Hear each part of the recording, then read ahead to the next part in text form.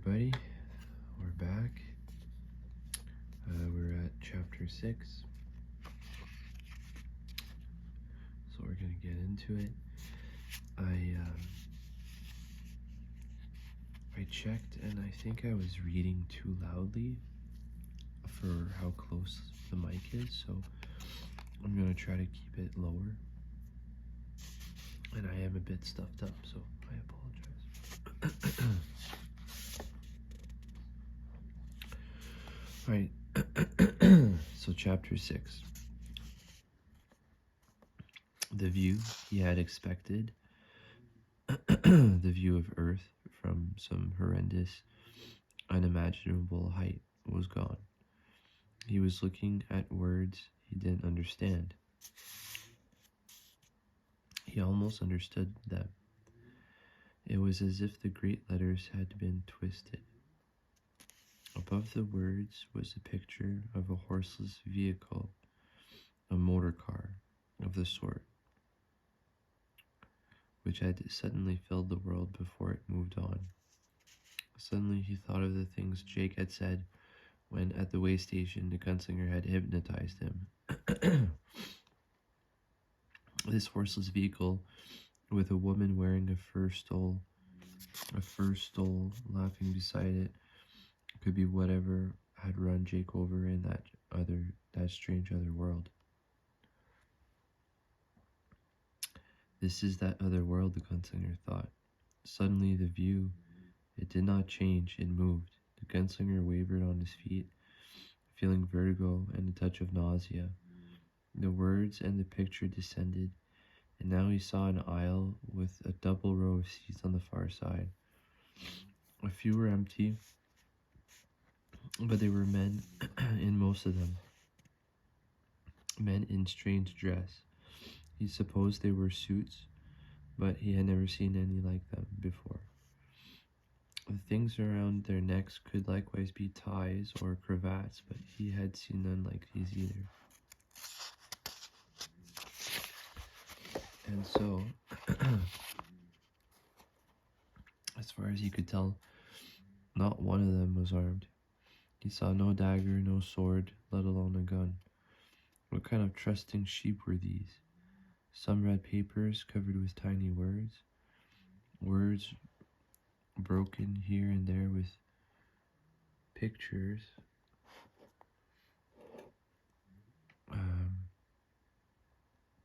while others wrote on papers with pens of a sort the gunslinger had never seen. The pens mattered little to him. It was the paper.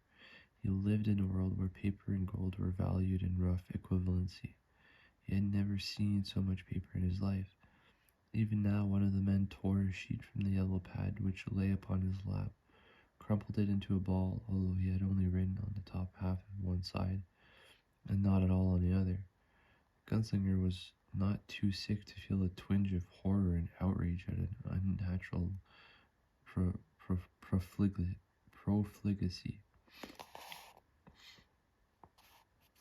Beyond the men was a curved white wall and a row of windows.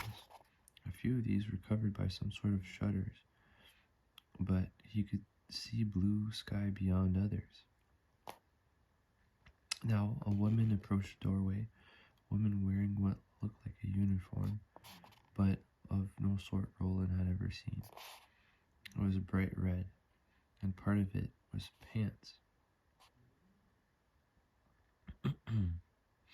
He could see the place where her legs became her crotch. This he had never seen on a woman who was not undressed.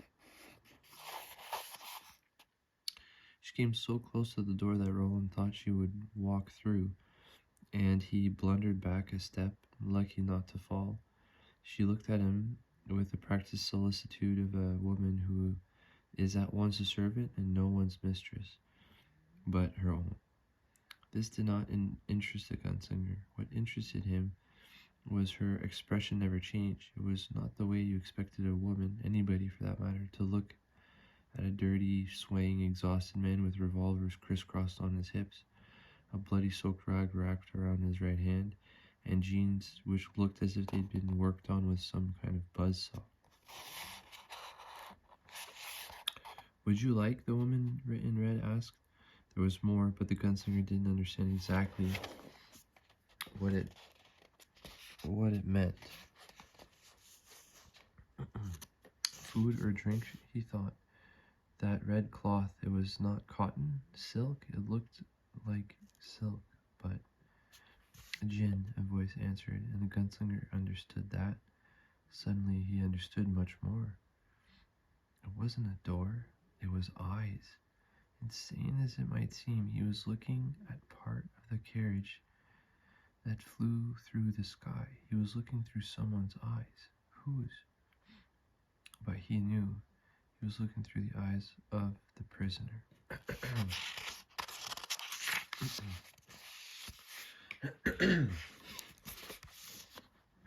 Alright, chapter 2.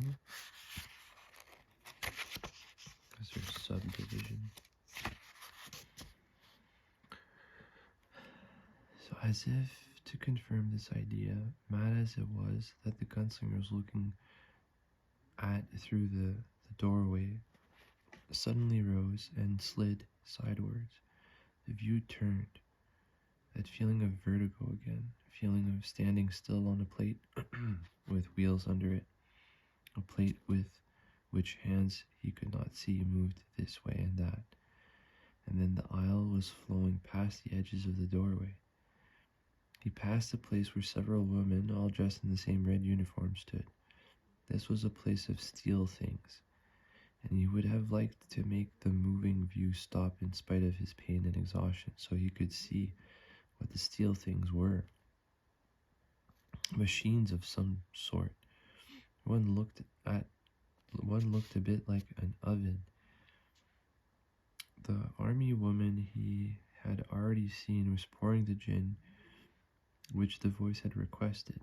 The bottle she poured from was very small. It was glass. The vessel she was pouring into looked like glass, but the gunslinger didn't think it actually was. What the doorway showed had moved along before he could see more. There was another of those dizzying turns, and he looked at a metal door. There was a lighted sign in a small oblong. This word the gunslinger could read. Vacant, it said. The view slid down a little. A hand entered it from the right of the door.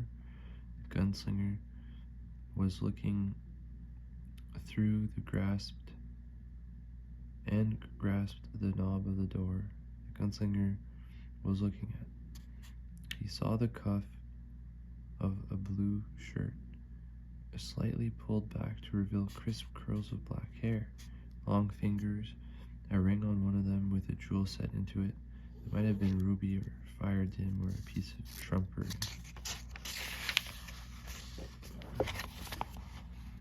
Trumpery trash. The gunslinger rather thought it this last. It was too big and vulgar to be real. The metal door swung open, and the gunslinger was looking into the strangest privy he had ever seen. It was all metal. The edges of a metal door flowed past the edges of the door on the beach. Gunslinger heard the sound of it being closed and latched. He was spared another of those giddy spins, so he supposed the man through whose eyes he was watching must have reached behind himself to lock himself in. Then the view did turn, not all the way around, but half, and he was looking into a mirror, seeing a face he had seen once before, on a tarot card. The same dark eyes and the spill of dark hair. The face was calm but pale, and in his eyes through which he saw now reflected back at him, Roland saw some of the dread and horror of a baboon-written creature on the tarot card. The man was shaking. He's sick too. Then he remembered Nort, the weed-eater in Tull. He thought of the oracle. A demon had infested him. The gunslinger suddenly thought he might know what heroin was after all, something like the devil grass. Trifle upsetting, isn't he? Without thought, with the simple resolve that he had made him the last of them all, Elastic continued marching on and on long after Cuthbert and the others had died or given up, committed suicide or treachery, or simply recanted the whole idea of the tower. With a single-minded and incurious resolve that had driven him across the desert and all the years before the desert in the wake of the man in black, the gunslinger stepped through the doorway. Eddie ordered a gin and tonic. Maybe not such a good idea to be going into New York Customs drunk, and he knew once he had got started he would just keep on going. But he had to have something. When you got to get down and you can't find the elevator, Henry had told him once, you got to do it any way you can, even if it's only with a shovel. Then after he'd given his order and the stewardess had left, he started to feel like he was going to vomit. Not for sure going to vomit, only maybe. Though it was better to be safe.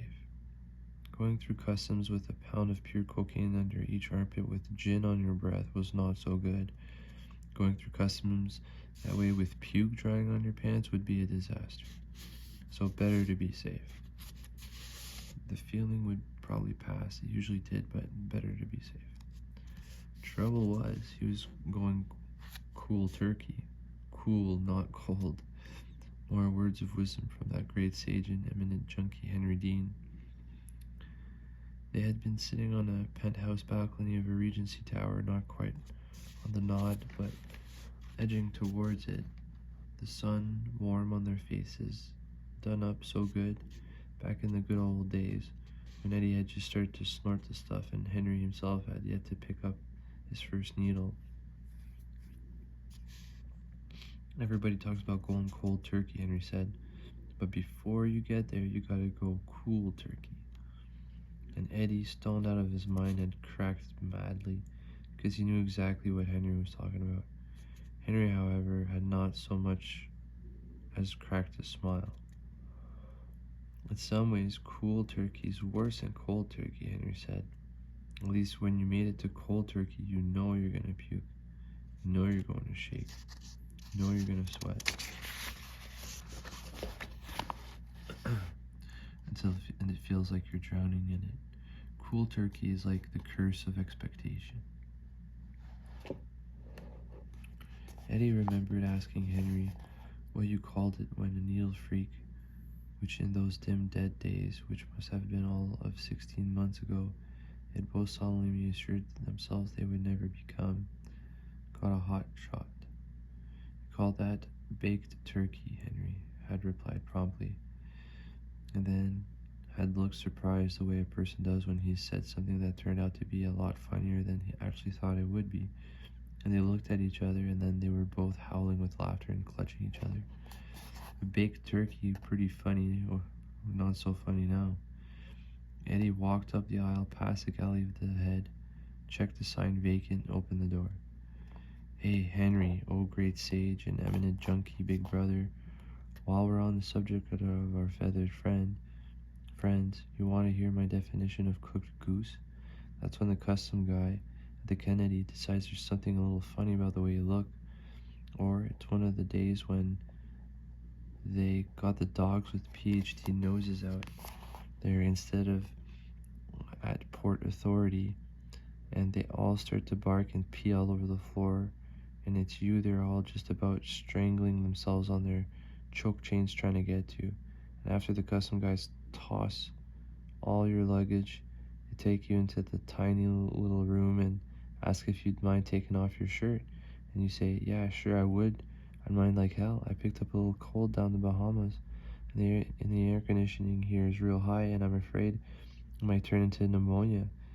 And they say, oh, is that so? Do you always sweat like that when the air conditioning is too high, Mr. Dean? Do you? Well, excuse us. All to hell. Now do it. And you do it. And they say maybe you better take off the t-shirt too, because you look like maybe you got some kind of medical problem, buddy. Those bulges under your pits look like maybe they could be some kind of lymphatic tumors or something. And you don't even bother to say anything else. And it's like a center fielder who doesn't even bother to chase the ball. when it's a bit a certain way. He just turns around and watches it go into the upper deck because when it's gone, it's gone. So I take off the t-shirt and hey, looky there. You're some lucky kid. Those aren't tumors unless they're what you might call tumors on the corpus of society. Yuck, yuck, yuck. Those things look more like a couple of baggies held there with scotch strapping tape. And by the way, don't worry about that smell, son. That's just goose. It's cooked. He reached behind him, pulled the locking knob. Lights in the head brightened. The sound of the motors was a soft drone.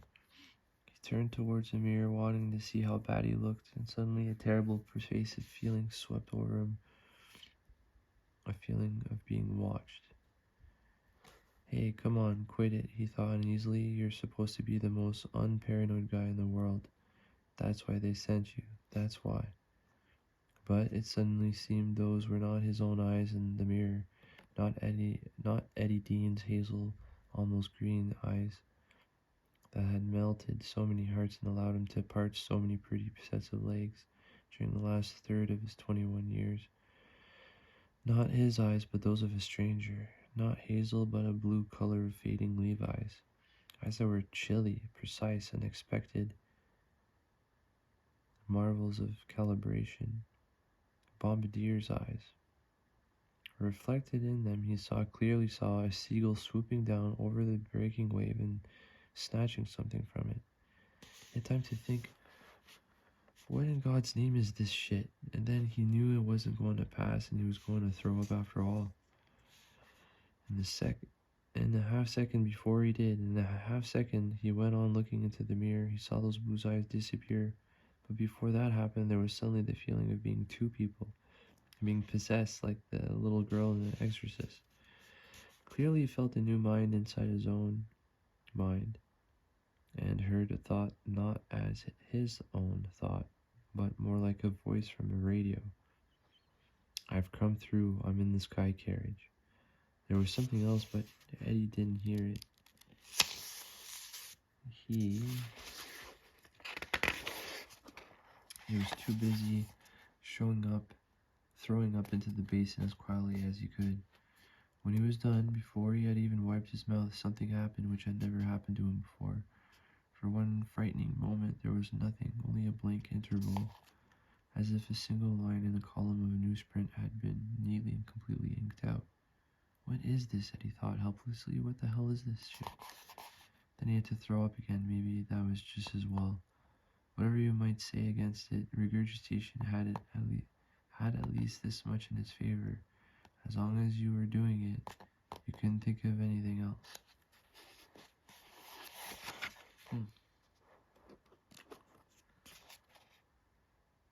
Okay, so that was chapter 2. Now we're at chapter 2.3.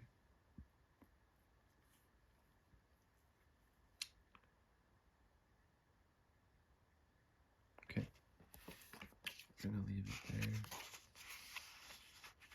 And yeah, catch you guys in the next one. Please like and subscribe. Let me know if the volume's good, if you want me to speak less loud. And I'll see you guys next time.